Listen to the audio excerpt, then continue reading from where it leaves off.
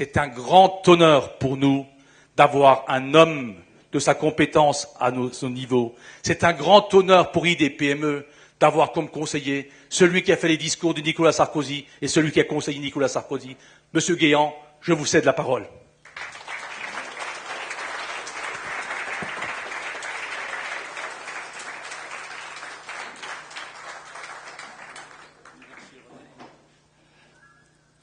Bon, après un tel flot de compliments, ça va m'être un petit peu difficile d'être à la hauteur de l'événement.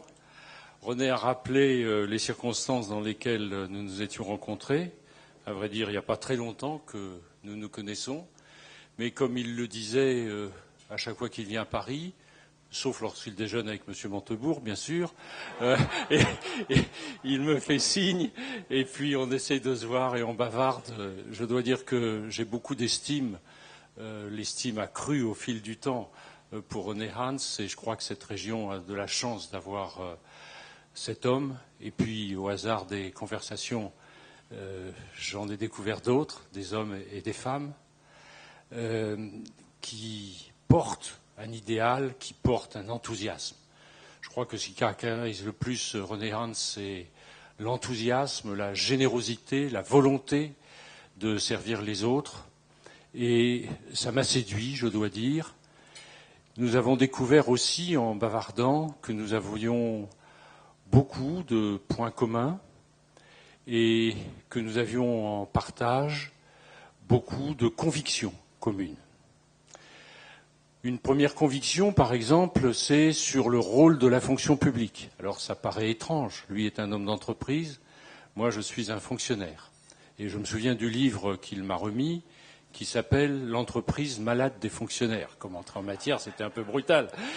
Mais je le rejoins, non pas en ce qui concerne les fonctionnaires eux-mêmes, les individus, mais j'ai bien dit le rôle des fonctionnaires. Parce que les fonctionnaires, finalement, appliquent les textes qu'on leur fait appliquer, mettent en œuvre les politiques qu'on leur demande de mettre en œuvre. Ils ne sont pas, par exemple, les auteurs du Code du travail. C'est le législateur qui, pour l'essentiel, a fait le Code du travail. Je dis pour l'essentiel parce qu'il y a quand même, dans ce qu'il est convenu d'appeler la haute fonction publique, un certain nombre de directeurs, de sous-directeurs, qui en rajoutent des couches, si je puis dire, par rapport aux lois qui sont votées. Chacun sait qu'en France, on a toujours un art particulier pour en rajouter des couches. On sait que lorsqu'il y a une directive européenne qui est passée, eh bien, les ministères rajoutent un petit peu encore dans le sens davantage de contraintes, dans le sens davantage d'obligations. Et au niveau de l'application de la réglementation française, c'est pareil. Je me souviens, j'ai été fonctionnaire de collectivité locale pendant 4 mois auprès de Nicolas Sarkozy, président du Conseil général des Hauts-de-Seine, alors que nous venions de quitter le ministère des Finances pour qu'il puisse prendre la présidence de l'UMP. Et il venait de paraître une très belle loi sur le handicap. Et les technocrates du ministère, des ministères concernés, à savoir le santé et le travail, avaient fait en sorte que, en perfectionnant la loi, la conséquence pour le riche Conseil général des Hauts-de-Seine, c'était une augmentation de fiscalité de 4 points. C'est dire que la réglementation est vraiment complètement débridée dans notre pays. Les fonctionnaires, de toute façon, sont aussi trop nombreux. Ça, c'est une chose qui me semble tout à fait évidente. Et dans le livre, d'ailleurs, je crois que je le dis à peu près comme ça, les fonctionnaires français sont des gens compétents, bien formés, et pour l'essentiel soucieux de bien faire. Alors quand vous ajoutez ces qualités au nombre, les qualités à la quantité, bien vous êtes sûr que ça se traduit par des contraintes, par des vexations, par des difficultés pour les entreprises et pour les simples citoyens. Et je crois qu'il y a un formidable travail de réforme qui est à concevoir pour la fonction publique. Il faut que les fonctionnaires puissent appliquer des textes qui soient beaucoup plus simples, qui soient beaucoup plus lisibles par les usagers, pour qu'ils sachent à quoi s'en tenir et à quoi s'attendre. Une deuxième préoccupation que nous avons en commun, c'est sur la façon dont l'État et la fonction publique conçoivent même leur rôle. Je crois qu'on peut faire tous l'analyse que, en règle générale, la fonction publique française conçoit son rôle comme un rôle de censeur, comme un rôle de sanctionneur, si je puis inventer un mot. Alors qu'on pourrait rêver d'une fonction publique qui conseille, qui aide les gens à bâtir leurs projets. Ça n'est pas complètement utopique, puisqu'il y a bien des pays voisins qui le font. Je crois qu'en matière fiscale, par exemple, dans le Luxembourg voisin, il y a une attitude de l'administration fiscale qui est toute différente de la nôtre. Chez nous, on a l'impression qu'elle cherche tout le temps la faute. Là-bas, au contraire, on vous aide à être dans le droit chemin. Même chose au Royaume-Uni. Nous-mêmes, quand avec Nicolas Sarkozy, nous étions en 2004 au ministère des Finances, nous avions essayé de promouvoir en matière fiscale la thèse du rescrit, qui fait que quand vous avez un accord avec l'administration fiscale, eh bien ensuite, elle ne viendra plus jamais vous chercher une difficulté sur ce qui a été mis au point entre vous et elle. C'est un formidable progrès. On peut penser d'ailleurs que le président de la République actuel est en train de reprendre un petit peu cette idée lorsqu'il a annoncé l'idée de faire voter une loi qui permette le droit à l'erreur. Et il avait notamment la matière fiscale à l'esprit. Parce que la jungle fiscale, elle vaut bien la jungle du droit du travail. Je crois que le code est même encore plus épais et c'est encore plus complexe. Et tout le monde peut se tromper. Et on peut se tromper de bonne foi. Mais écoutez, je crois que l'administration fiscale a fait ce qu'on lui avait demandé de faire quand on était aux commandes. Et puis, dès qu'on a été parti, elle est revenue à ses travers anciens. Mais tout simplement parce que le politique qui continuait à diriger ou à être censé diriger le ministère ne souhaitait pas que les choses changent. Troisième sujet que nous avons en commun, c'est la question de la dépense publique. On en a parlé souvent. C'est un sujet qui est à la fois philosophique et économique. Pourquoi est-il philosophique ? Parce que on considère, je crois que ça fait partie de la culture de notre pays, de la façon dont il s'est constitué autour d'un État qui est puissant et qui est devenu de plus en plus puissant. On a la conviction dans beaucoup de catégories de notre société, et pas seulement à gauche, que la dépense publique a quelque chose de sacré et que le décideur public décide mieux que le décideur privé. Bon. Alors c'est vrai que l'État ou les collectivités diverses ont des responsabilités particulières. Ils doivent faire fonctionner l'armée, la justice, la police, assurer le service de l'éducation nationale, etc.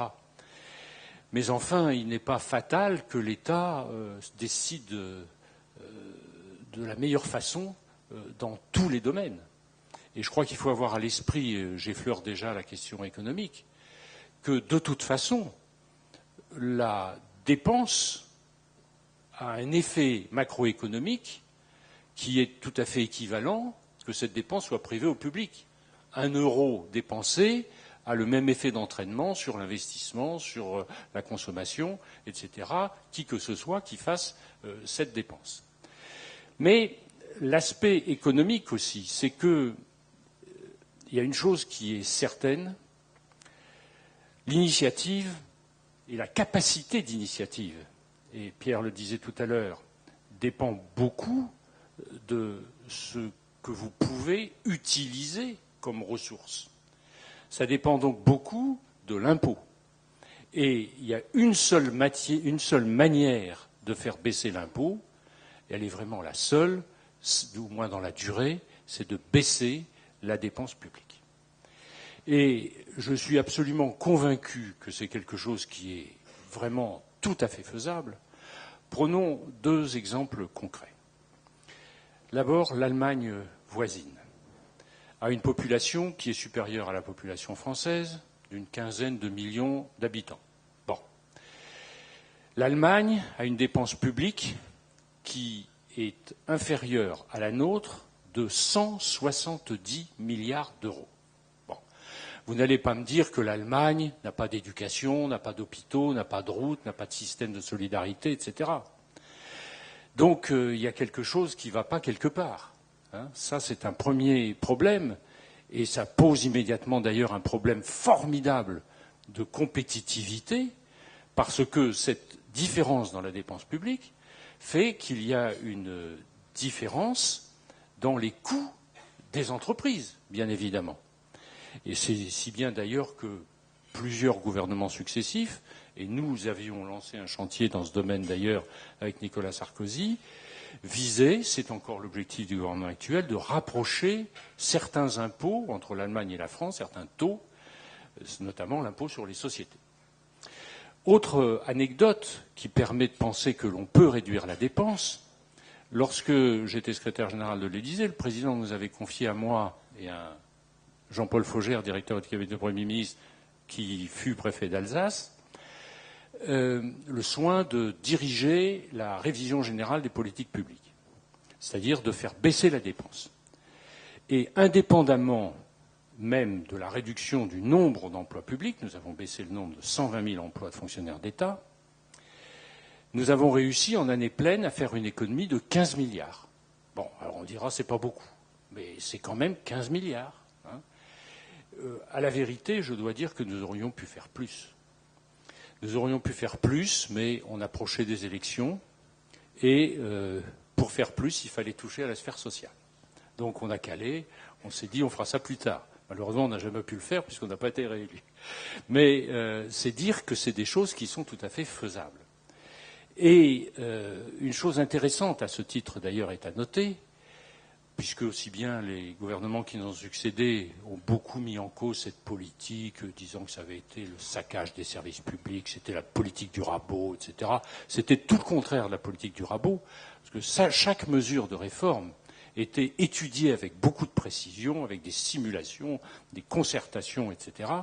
Et chose très intéressante, ça vaut, je crois aussi d'ailleurs pour le fonctionnement des entreprises, c'est que quand on économisait, en même temps, on améliorait le service public. Je prends un exemple qui m'est cher parce que j'ai beaucoup travaillé sur ces questions-là quand j'étais en Bretagne. La politique de l'eau, elle est majeure partout, encore plus dans certaines régions où la ressource peut être rare ou bien où la qualité de la ressource est délicate. Avant qu'on mette en place cette politique, il y avait 7 administrations qui s'occupaient de l'eau. Si bien que lorsqu'un industriel devait entamer un projet qui mettait en cause quelque chose dans le domaine de l'eau, il y a toujours quelque chose, il y avait 7 administrations qui étaient compétentes, avec la conséquence que c'était l'industriel qui devait faire la concertation, c'est lui qui devait l'organiser, à moins que le préfet s'en occupe, et ça m'est arrivé de m'en occuper, pour que les gens se mettent d'accord. Ce qui était le parcours du combattant épouvantable. Je me souviens, j'avais reçu un jour un industriel belge du secteur de la chimie, et qui songeait vaguement à implanter un grand projet en France, et il me disait, en Belgique, une usine chimique, je la fais, elle fonctionne en 2 ans. Ici, en 2 ans, je n'ai pas terminé les procédures. C'est dire qu'il y a vraiment beaucoup à faire, et toutes ces réformes produisent des économies, et des économies, c'est ce qui est absolument indispensable, le terme a été utilisé tout à l'heure, pour donner du carburant à notre économie, et même aux ménages qui ont besoin d'argent aussi pour consommer. Et je ne vois pas pourquoi un ménage qui décide d'aller passer 15 jours de vacances ferait moins bien pour l'économie nationale qu'une décision de l'État qui décide n'importe quoi. Hein. Voilà. Et puis, il y a un dernier sujet sur lequel nous avons une très grande complicité avec René Hans, c'est la foi que nous avons tous les deux dans les territoires de notre pays. Et toute la croisade qu'il mène, qu'il a rappelée depuis des années, montre bien cela. J'ai vu, en roulant ma bosse au travers de la France, beaucoup d'initiatives qui méritaient de la considération aussi, qui montraient que les territoires savent se prendre en main. Je me souviens quand j'étais en Bretagne, région où, comme en Alsace, on fabrique beaucoup de charcuterie, dans un village de 3-4 000 habitants, un jour, une salaisonnerie a fermé. 200 emplois. Dans un village de 5 000 habitants, vous voyez ce que ça peut représenter. Mais qu'est-ce qui s'est passé? Les habitants du village se sont cotisés pour devenir les actionnaires de l'entreprise qui, depuis, marche très bien. Vous voyez, type d'initiative. Quand j'étais dans la région centre, il y a bien plus longtemps, il y avait une initiative qui était d'une certaine parenté avec la vôtre. Les efforts conjoints du Conseil régional, d'un certain nombre d'établissements bancaires aussi, je dois le saluer, faisaient en sorte qu'il y avait une aide au démarrage de petites entreprises qui semblaient intéressantes. Et puis cette aide était complétée par une assistance d'anciens chefs d'entreprise auprès des jeunes. Ce n'étaient pas des formations de type académique comme celles que vous déployez ici, mais disons qu'il y avait 2-3 chefs d'entreprise référents qui avaient réussi dans leur secteur et qui aidaient les plus jeunes qui étaient en train de démarrer. Mais ce que vous faites ici, à vrai dire, je connaissais mieux Capital Initiative que IDEA, mais j'ai compris davantage ce soir comment cette approche individualisée était importante. Je crois que c'est tout à fait formidable et ça montre bien qu'il y a un certain nombre de clés de notre développement ou de la solution de nos problèmes qui n'existent que sur le terrain. Bon. On a dit tout à l'heure que les banques ne prêtaient pas toujours volontiers. C'est vrai. Je me souviens d'épisodes qui étaient assez drôles d'ailleurs au plan national où le gouvernement convoquait les patrons de toutes les grandes banques françaises et puis leur disait « Vous ne financez pas les entreprises, notamment les petites entreprises, des doléances nous viennent de partout, c'est pas possible, il faut que ça change. » Et à chaque fois, les grands patrons nationaux sortaient des graphiques, des courbes, des chiffres, etc., pour expliquer que sans cesse les efforts au profit des PME étaient plus importants, etc., ce qui évidemment était démenti par tout le monde sur le terrain. Ce qui ne veut pas dire que rien ne se fasse, bien évidemment. Mais de toute façon, les banques ne peuvent pas tout faire non plus. Et je dois dire qu'une intervention comme celle de Capital Initiative, ou qu'elle comble un manque, en plus, représente quelque chose d'autre. Ce n'est pas un prêt, ce n'est pas la même relation avec l'environnement. Donc c'est quelque chose qui est extrêmement utile. Et de tout cœur, j'espère que ce que vous avez entrepris, et j'ai vu tout à l'heure vos comptes prévisionnels pour l'année, va prospérer, va croître et embellir. Nos territoires sont pleins d'une richesse absolument fantastique. Les choses ne se passent pas que dans les multinationales, ou bien à Paris, Lyon, Marseille ou Rennes. Il y a partout des choses qui se font.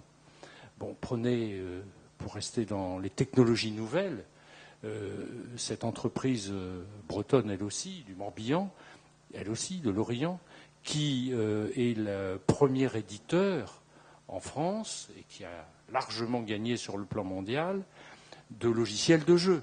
Bon, c'est des tout petits entrepreneurs locaux qui réussissent et grandissent. Bon, prenez la région de Montpellier où j'ai aussi servi. Bon, il y a là aussi dans le domaine médical des choses extraordinaires qui se sont passées. Il y a une PME, enfin c'est une TPE à vrai dire, de 9 personnes qui a mis au point des robots chirurgicaux extraordinaires. Bon, c'est là cependant que les choses commencent à se gâter, parce qu'on n'a pas été fichu de garder cette entreprise en France. Ils avaient besoin de croissance, ils avaient besoin par conséquent d'investisseurs supplémentaires, et ces investisseurs supplémentaires, eh bien, ils sont américains. Bon. Mais ça veut dire que, justement, on a besoin de trouver quelque chose pour nos territoires. Il y a des talents, il y a des initiatives, il y a des bonnes volontés. Et je le disais tout à l'heure à quelqu'un avec lequel je bavardais, les territoires ont cette force extraordinaire qu'ils ont une identité. Et l'expérience que j'ai, à travers mon tour de France, mais je n'ai jamais servi en Alsace, j'en suis désolé, c'est que là où les régions ont une identité forte, eh bien la réussite est plus grande, parce que tout le monde se serre les coudes, parce que tout le monde s'entraide, indépendamment des rivalités politiques, etc. Donc il faut qu'on trouve des choses comme celle-là. Il y a des améliorations, bien entendu. La BPI fait aujourd'hui, je crois, un bon travail après que Oseo ait défriché la voie. Hein. Les choses s'améliorent. Mais je crois que c'est vraiment par l'initiative locale, par la proposition locale. J'ai bien noté ce que vous disiez tout à l'heure à propos du textile, à propos des filières aussi. Les filières, c'est une autre politique à laquelle je crois.